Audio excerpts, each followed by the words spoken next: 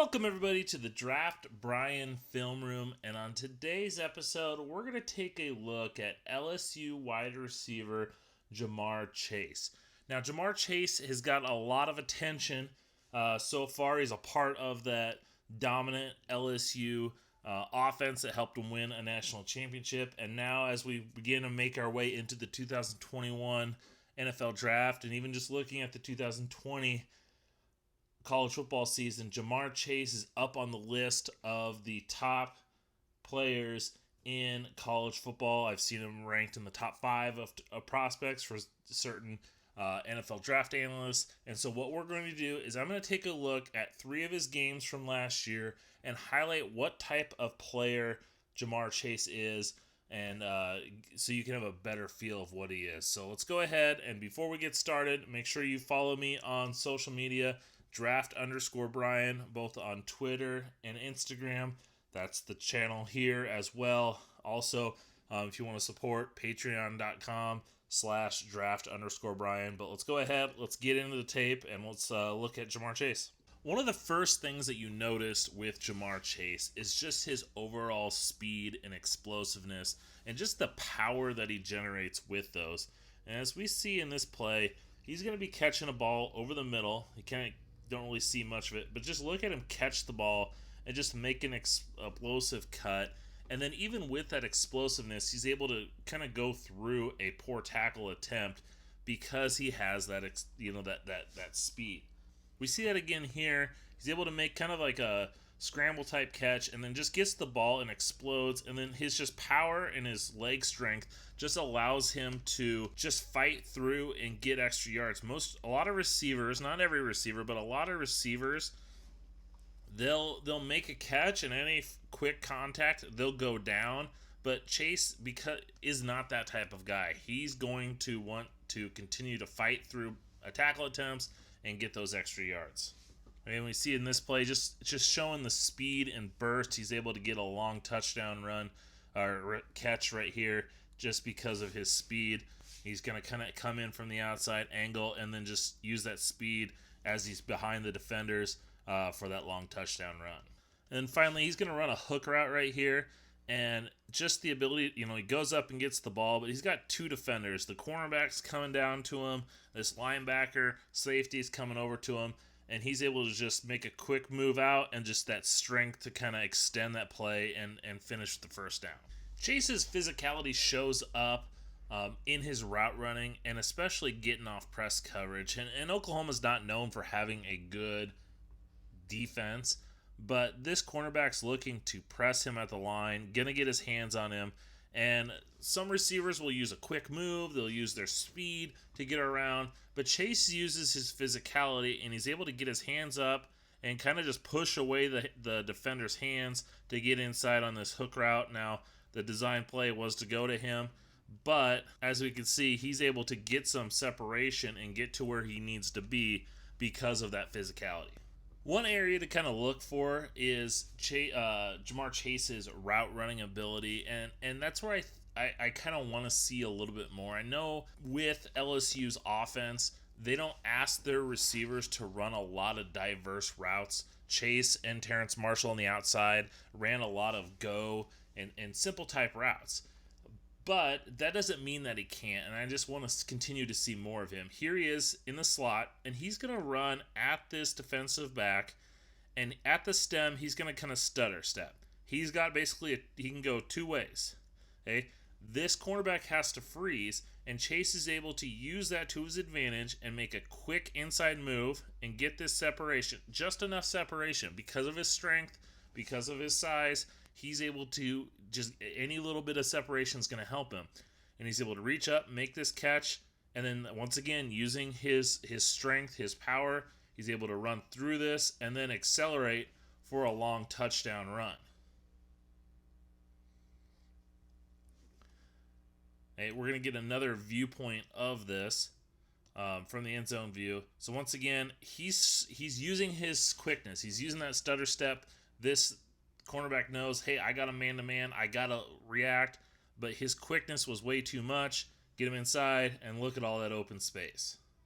Here against Alabama, we see that him using that explosiveness, that speed to his advantage. Now he's going to run a wheel type route beneath Clyde Edwards-Helaire, their running back, and it's not the, as you see here, he gets going and he gets right behind him, and then watch this speed. He just is able to just accelerate and get that separation to be able to get past the cornerback, but and get that opening right there. And because of his speed and his overall athletic traits, Chase is able to use that to his advantage on his underneath routes. This cornerback is giving him space because he probably doesn't have help over the top, and he doesn't want to get beat deep. So Chase uses that to his advantage. He's going to run a slant route, but as you see, we see the safety coming up. He's got him all by himself with just a single high. And so he's able to push deep like he's going to go downfield, but then just make a quick. It's not a precise route, but when you've got this amount of cushion, you don't need to. He's just able just to kind of pivot inside and get this separation for a nice catch, and then use his speed to kind of add more yards after the catch. So as we see once again at full speed, he's able to push deep and just be able to make that just kind of quick in break. He didn't have to put his foot down hard. He didn't make a dramatic cut, but because of his ability to just change directions quickly, he's able to get inside.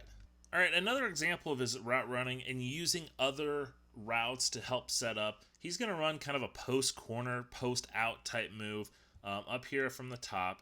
And at the snap, he's going to push upfield once again, and he's going to fake like he's going to go inside. He's going to just kind of push and take one hard step inside before breaking back outside. And he didn't get targeted till late, and that was, Burrow must not have, made a bad throw, made a bad decision.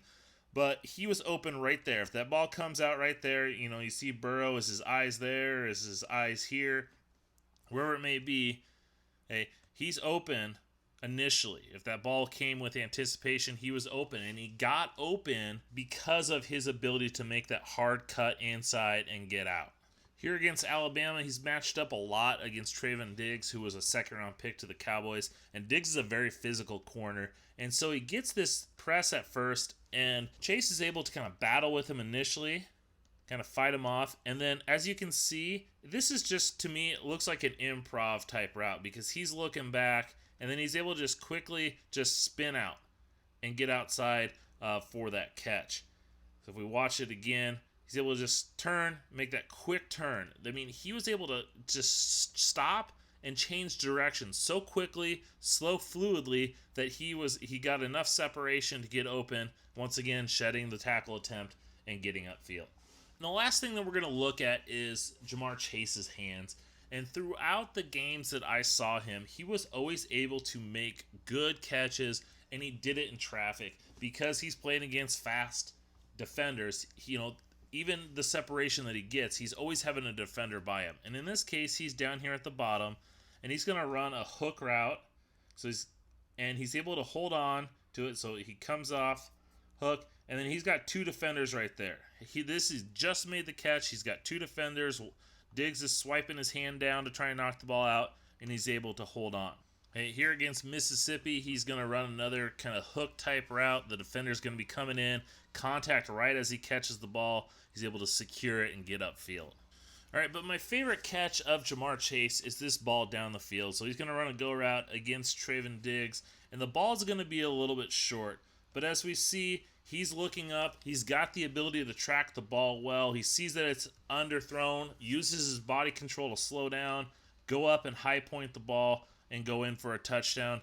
And that shows just his overall athleticism and just natural hands and just it encompasses everything. Just his ability to go up, make a play. I love receivers that go attack the ball in the air, and we see that out of Jamar Chase here. He's not going to let it come to him. He's not going to try and cup it. He goes and gets the ball. Overall, there's so much to like about Jamar Chase. At 6'1", 200 pounds, he's not he's not a big basketball type receiver like a 6'4", 225 pound guy. But 6'1" and 200 pounds is still a big receiver, and he reminds me a lot of Sammy Watkins. Sammy Watkins, when he came out of Clemson at the combine, was 6'1", 210 pounds, ran a 4.4340. And Jamar Chase, I feel like he that's the type of speed that I think he'll run. He could run a little bit faster. I'm not going to be surprised if he's in the 4.3s. But just that explosiveness and that power that he generates because of that, as I said in the plays, just reminds me of a lot of what we saw Sammy Watkins at Clemson. And Sammy Watkins was a guy that went in the top 10 of the NFL draft, and I think Jamar Chase has a strong chance to do so. I don't have him right now. He's my my third rated receiver. I like Jalen Waddell better. I like Chris Olave better at this point. I could see Jamar Chase passing both of those. So, don't take that as me saying, hey, he's my third rated receiver, and then I get all these comments like, oh, at this moment. But just this combination of his physical tools, I like his route running so far. I want to see him take a next step.